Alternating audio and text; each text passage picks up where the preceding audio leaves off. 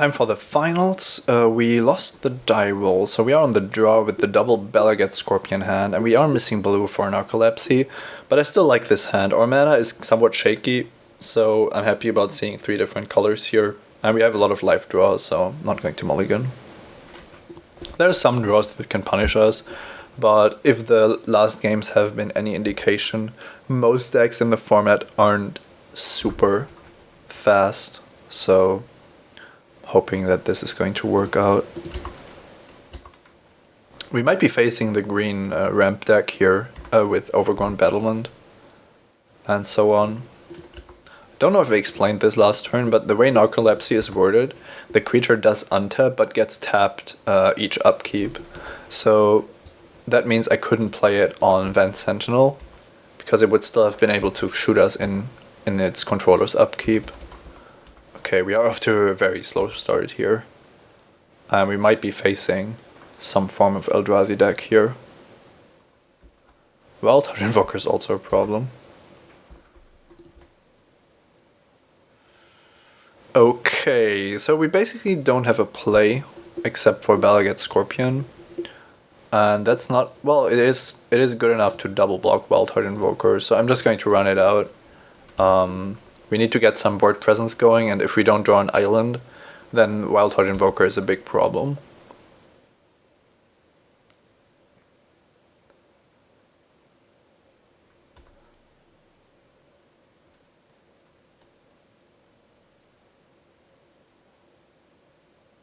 Okay, so his 5-drop is just a 4/1 that gives him 2 Eldrazi spawn. And we drew all this dust. Now that could be quite valuable, but I have to make sure that we don't take too much damage here. And that could mean either double blocking the Invoker or just single blocking the Dread Drone. Our opponent doesn't know about the Ollis Dust, and we also have Akum Boulderfoot, so depending on what's happening here, we have different options. Okay, he's attacking with this and 7 mana, and I think we just have to double block. Don't know why he's not attacking with Dread Drone, and I'm aware that we are running into a couple of tricks here, but just taking 4 again and again isn't really what I want to be doing. Our follow-up is Akum Boulderfoot, so okay, just +3/+3. Don't know why the Dread Drone didn't attack as well. I think that would have been even better. Now, we have to hope that our opponent doesn't have something good here in addition to what he already has, because then we are probably in real trouble. Okay, +1/+1 and reach, totem armor. That's interesting. That's a weird post-combat play. Don't really get the idea behind that. Now, yeah, we have to play the Boulderfoot. I think that's pretty self-explanatory. And I want to get the Dread Drone, even though it means that if our opponent draws a land, then we can't block the Invoker. But if we let him have the drone and then he just naturally gets to mana, that's also a bad idea. What happens if we block the Invoker? We basically trade Akum Boulderfoot for Spider Umbra, so the block isn't even all that great anyway. So let's just get some value while we can. And then because we have all this dust in hand, we might be able to block here. But we might also want to take the damage. Yeah, I'm going to block, and then it's his decision what he wants to do. If he has something else to play, then he just loses his Spider Umbra, which is better for us because then all this dust has the higher potential to get another card. Yeah, like this Pelaka Worm. Okay, land would be really good here. And that's a land. So our opponent is going to keep his Eldrazi spawn and draw a card from Pelaka Worm, but I think that was a really good trade for us. We also naturally drew into an island, so now all of our cards are live.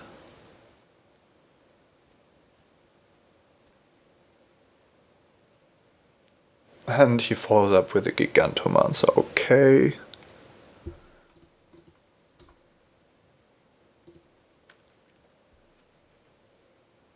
So I'm kind of forced to just play Magma and kill the Gigantomancer here. Can't Mnemonic Wall anything back. I've used up all my ping effects. And getting all this dust with Mnemonic Wall means that the spawn is still there. The Gigantomancer is still there. Yeah, I think Magma and a sacrifice is still what we want to be doing. Oh, that's some pretty insane cards we are trading here. It's kind of unfortunate that we didn't have the Prophetic Prism in play yet, but I'm not a gambling man. Playing Prophetic Prism here to draw into a land would be super greedy. Oh, I think I made a pretty big mistake here. Just realized it. Yeah, that was stupid. Don't know if you saw what I did, but I didn't realize that our opponent had a mana source in play. I thought he tapped out, which is, well, not what happened. So yeah, that was unnecessary. I think then the other line would have made a lot more sense, clearly. It isn't this game isn't completely lost. Block so becomes blocked by creature with power 1 or less. Okay. Because we do still have Mnemonic Wall and all this dust, so I think we are still somewhat in this, and we are going down to 2 life. But I don't want to play Narcolepsy just to prevent 7 damage, I think.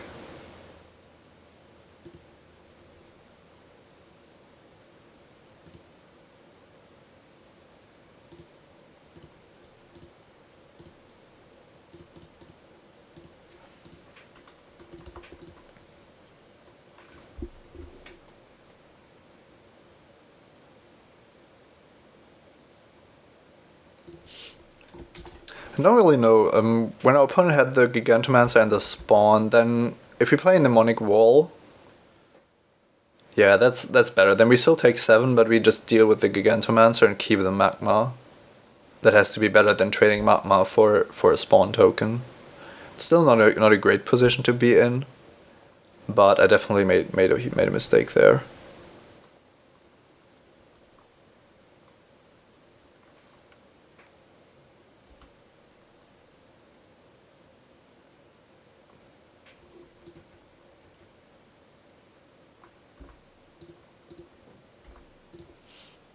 The interesting thing is that even if our opponent has a creature here, you can't really play it because it would just die to all this dust. So, and we, on the other hand, might be forced to just all this dust a single Gigantomancer because, well, it would just kill us.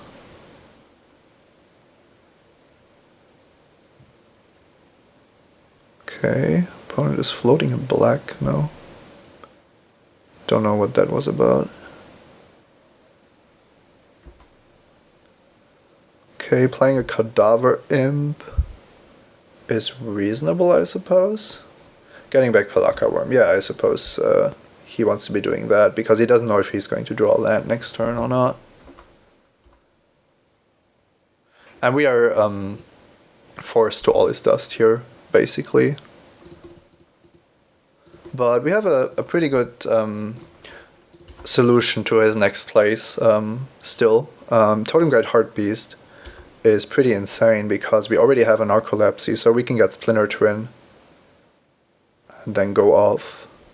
We don't really care about the amount of life our opponent gets here. We aren't out of it, but things are looking up. Let's put it that way.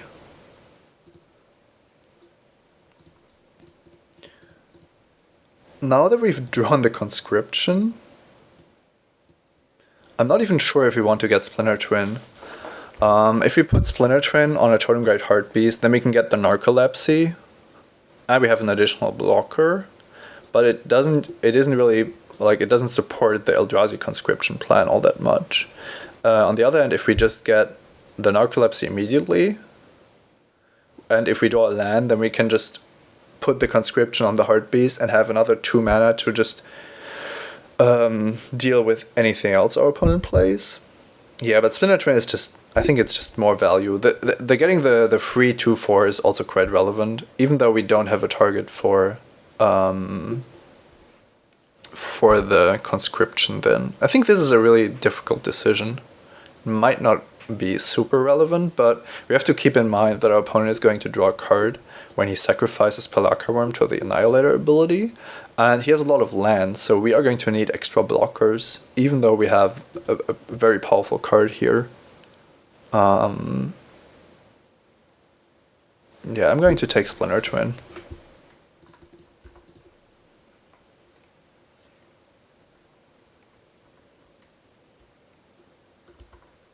Playing this a little more defensively, I feel has to be correct.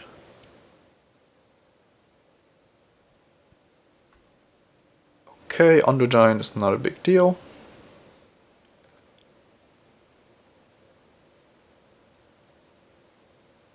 Well, it's a lethal creature, so probably shouldn't. Okay, and escape. That's actually not a big deal. Escape Null is fine. So putting Splinter Twin on Totem Great Heartbeast is going to allow us to get Narcolepsy, and we also drew the land. Well, we'll have to see how much how much good the land does for us, but not going to Narcolepsy anything now, I think. The thing is, if our opponent attacks with both of his creatures, then we can only block the Undo Giant, because it would kill us. But making a copy now is also kind of stupid because it just dies, so yeah, not happening.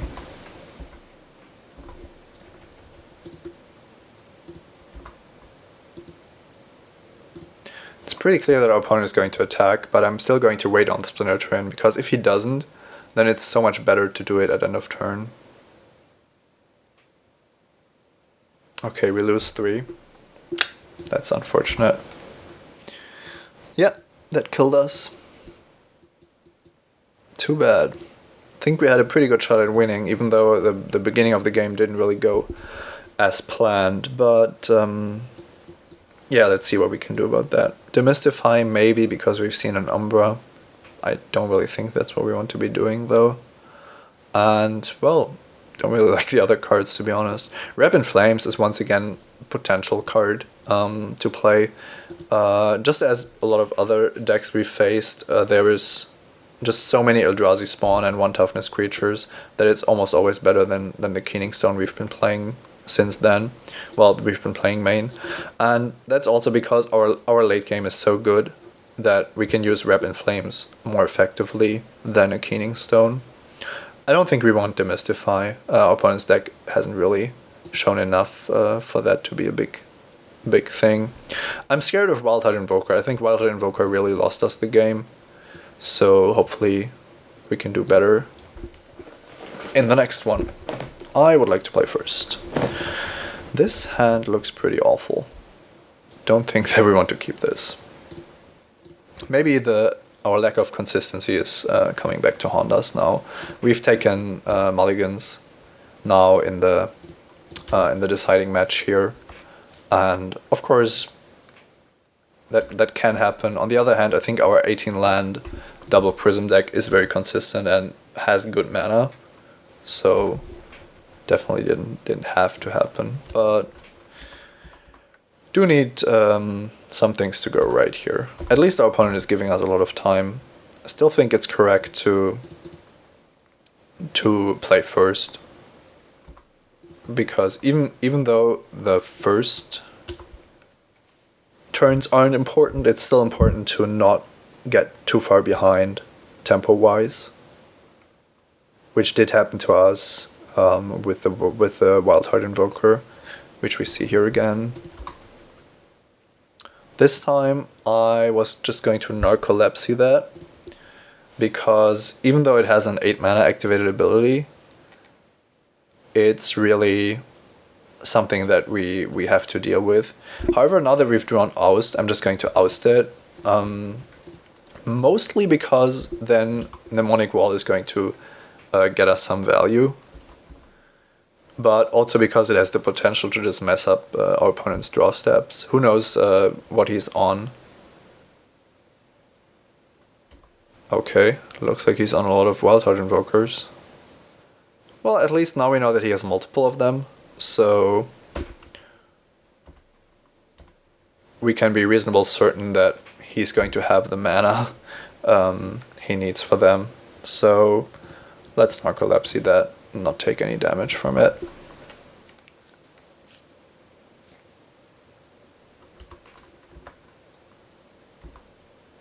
It looks like Balagad Scorpion isn't really going to do a very good job this matchup. There is opponent played a 4/1 creature, but not a lot of creatures with low toughness, low power. Sorry. Okay, when you oust a creature, don't think that's what's supposed to happen. I think you don't want your opponent to just play copies of the same creature every single turn. So yeah, I don't really know how we are going to beat what our opponent is doing here, but I don't want to take all that damage from Wild Heart Invoker. So even though I'm giving my opponent quite a lot of value from his draw steps, I think it's correct to just play this as defensive as possible. But we still need to plan what to do once our opponent reaches 8 mana.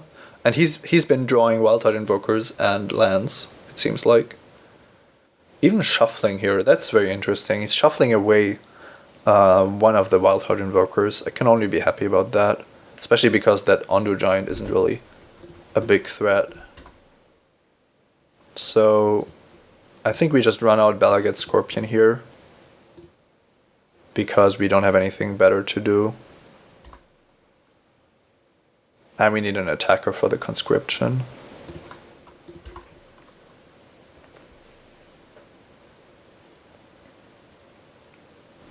That way we can just try to win with the conscription on Balagad Scorpion. I have a feeling that we might be running into a regress, which is basically bounce target non-land permanent for blue and 2 colorless. And our opponent might actually have boarded in the blue to be able to do that, given what he saw from our deck. But yeah, with our current draw and the Wild Heart Invokers, or the one more Wild Heart Invoker that's going to come down for our opponent, don't see what we could be doing instead. Jelly Lifestarter isn't a big deal. Oh, this is only second from the top. I thought it was third from the top, but it's second and 3 life. So opponent actually just shuffled away the Wild Heart Invoker. I think that's really ambitious. Don't really understand it either, but let's not think about that too much. We have a Tuk, so that's definitely coming down. Now we can deal some damage, but we would take 2 damage on the defensive, so I'm going to hold back Tuk. I think that's a very reasonable blocker, because if our opponent attacks us here, then we get a 5/5.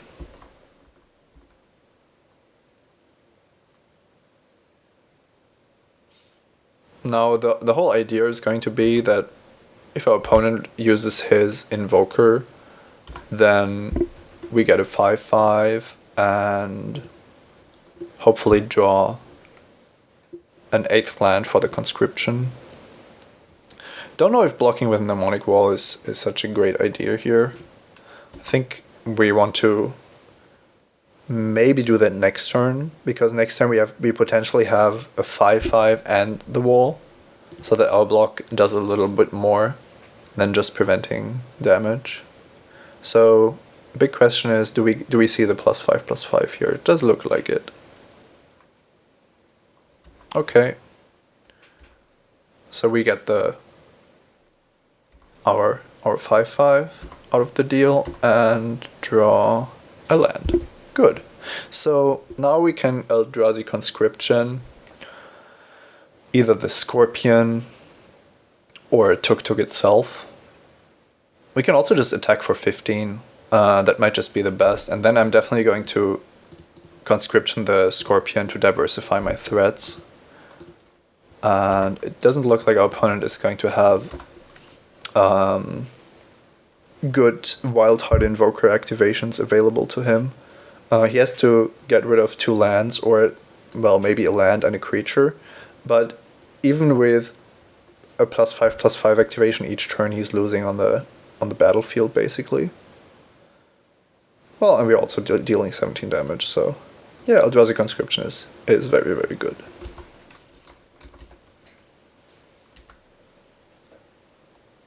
Like I said, I'm somewhat afraid of a regress here, or something similar. Even Narcolepsy could be a very reasonable splash, but I think we just had to slam this.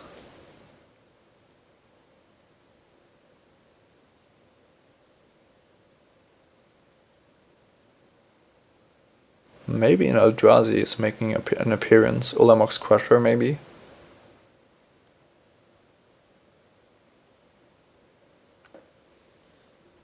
Pretty sure we can beat Ulamog's Crusher with the cards we have.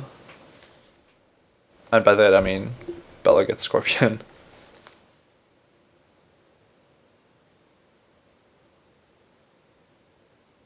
8 Gigantomancer. Oh yeah, tapping out with that is probably not a good idea. And that Fork Bolt is going to be huge.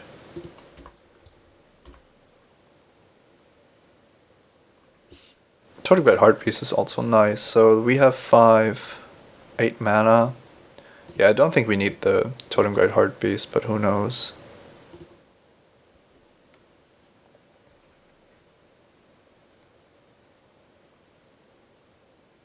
Okay, that's enough. That was a less scary version of the Gigantomancer.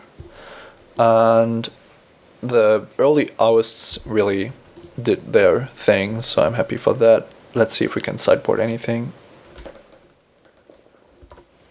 Yeah, we already brought in Wrap in Flames, and still I don't really see a reason to try anything else. We haven't seen what our opponent's splash is for. There's a Skittering Invasion hidden here, which is somewhat good against his ground creatures, but then again, once he starts activating the green Invoker, then we need something else anyway. So I'm going to keep this as it is.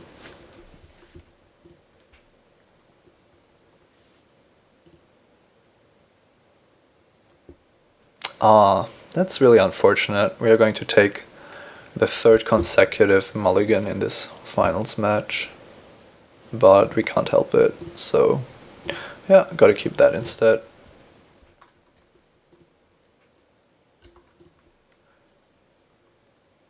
In the previous games, our opponent has given us a lot of time. Yeah, and then he plays Uraga's Tree Speaker.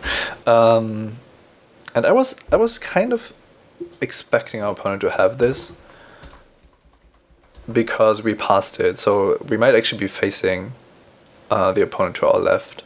We passed the Tree Speaker in our very first pack, and I think we also saw the Pelaka Worm going towards the left. So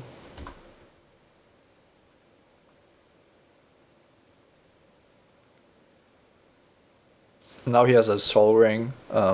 This taps for double green, so you can actually just tap it to level it up again, which is pretty crazy. He might also just attack for 1 here.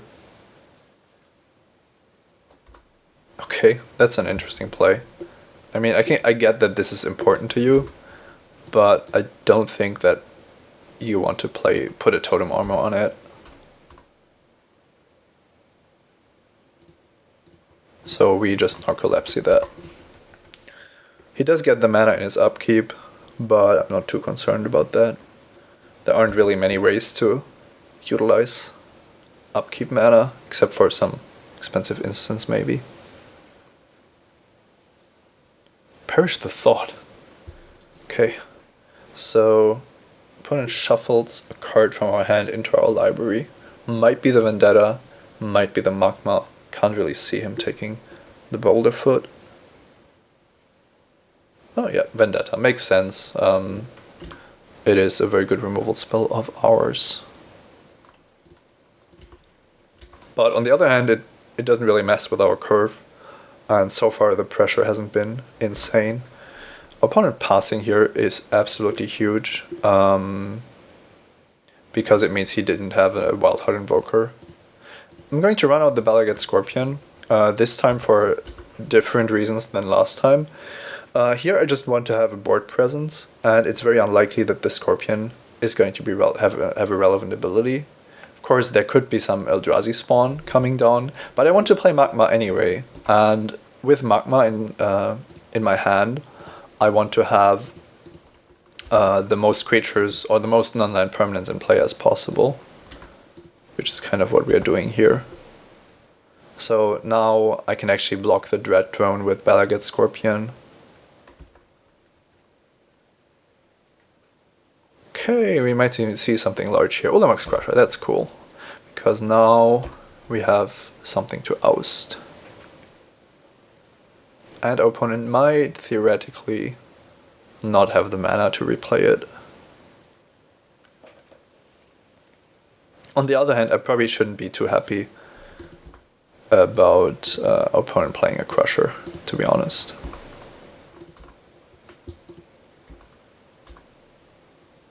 Forked Bolt. Let's see, this is already a 2-3. I was thinking about potentially sacrificing an Archamoeba, but it looks like we are just going to get in for 4 damage and then see what happens. Had I known about the Forked Bolt, I maybe should have not blocked the Dread Drone, because racing with the help of our 2-1 would have been really good. Now, this is really, really weird. Once again, our opponent decided to shuffle away his Ulamog's Crusher. I just don't get why you would do that. Just seems like a really bad use of your draw step. So, I mean, I know it's not a good feeling to have to know that you'll be drawing the Crusher and not be able to cast it, but it's still better to draw it and then play Growth Spasm to have a guaranteed Crusher the next turn, rather than shuffling it away. Okay, well, maybe he had the Pelakka Worm already, so that would be a good explanation. So now we need to figure something out here. We do have the Forked Bolt, so it doesn't take us too much to kill a Pelakka Worm, but it's probably still too hefty of a price. I think it's more likely that we are going to have to just double block the worm, or maybe even just take the damage from the worm and then attack back for 8. Something along these lines. And hopefully we can draw into a Totem Great Heartbeast or a Splinter Twin or an Eldrazi Conscription maybe.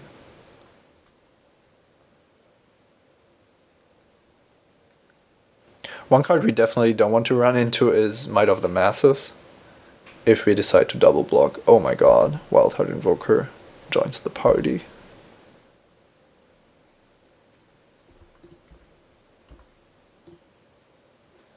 Hey, Rapid Flames, that's cool.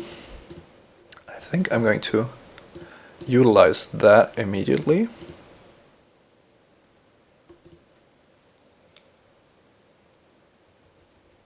And then we can Forked Bolt the Invoker.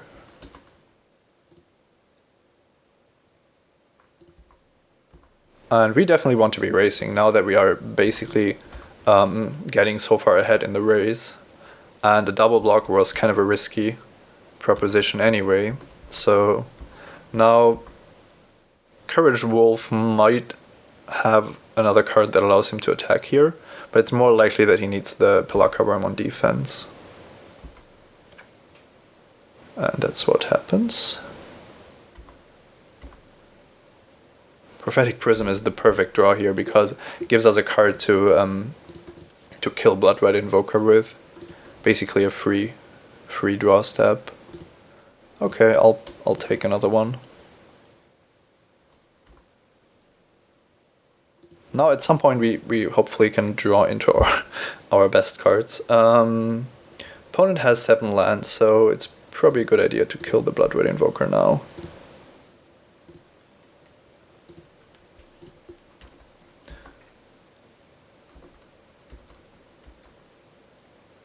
Of course we can't suicide our creatures into Pelakka Worm, but our opponent is far behind on the board, so this is somewhat of a stalemate. Which is kind of an interesting position. I'm not going to block if our opponent attacks. He's presenting a 3-turn clock, but we are presenting a 2-turn clock. And like I said, I think it's too dangerous to block here. Especially because killing Pelakka Worm also means that our opponent gets to draw an additional card. Okay, he drew the Crusher. Yeah, that's not great for us. Let's see if our deck delivers something. Vendetta. Wow. Don't know if that counts. We can attack for 8 with these. But we only have 1, 2, 3, 4 non-land permanents. So our opponent is effectively on 2 life. But we can't quite kill him. We can double block Ulamog's Crusher quite convincingly. And we would need to Vendetta the Pelakka Worm, probably. That means that our Magma is also biting the dust, and we do give our opponent an additional card while going down to 6 life ourselves. However, I think that's what we want to be doing. We are still pretty dead to any kind of trick, but I don't see how we could play this aggressively. We can't go down to 5. Or let's see, that's maybe an interesting idea.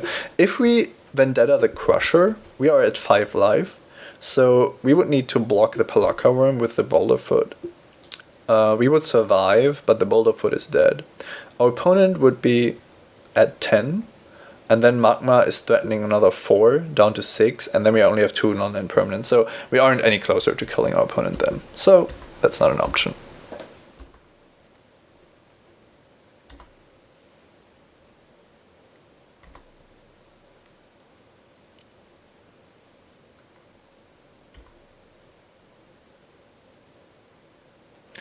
I think the fact that we have Magma means that we'd rather sacrifice lands. On the other hand, if we double block now, the Magma is very, very likely to just go down. So Prophetic Prism probably doesn't have a good use anymore. The problem is our best card is Eldrazi Conscription, which we won't be able to cast because we sacrifice a permanent anyway. We sacrifice a land anyway. But still, I think Prophetic Prism is the card that we can get rid of.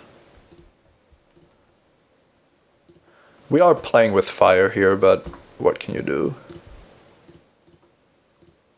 Our opponent did only have a single draw step, so we aren't necessarily dead here. It's also not a great feeling to Vendetta a Pelakka Worm, but sometimes you have to do what you have to do. Opponent gets an extra card here, let's hope it's not good. We lose Magma, and our opponent loses Ulamog's Crusher, which is a good trade for us. And now we hope that our opponent bricked on his 2 draw steps. Yep. Something like that.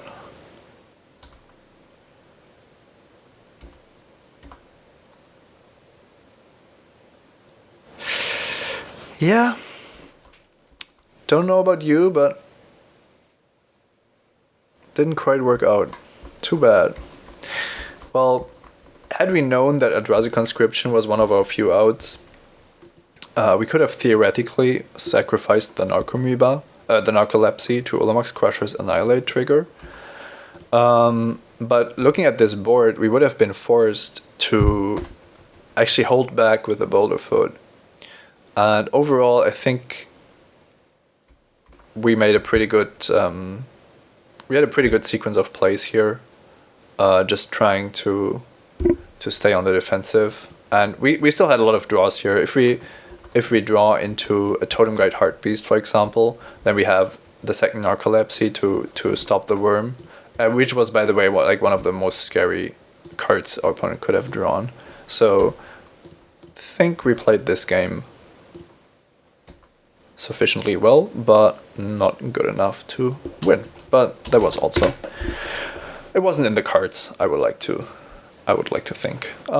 Maybe you saw something this game we could have done differently, but don't think that going aggressive at some point would have worked. And in the end, our opponent drawing the second Pelakka worm was just a little bit too much. Other than that, I'm very happy how our deck performed. In the finals, we did have some mulligans, but overall, I think we drafted a very sweet deck, and we got to see some very interesting games and matches as a result. Okay, I hope you liked this special episode of Simon Says. I'm Simon Götzen, and this is the limited show I record for the great folks at mtgoacademy.com. Let me know what you think in the comments, and see you next time. Bye bye.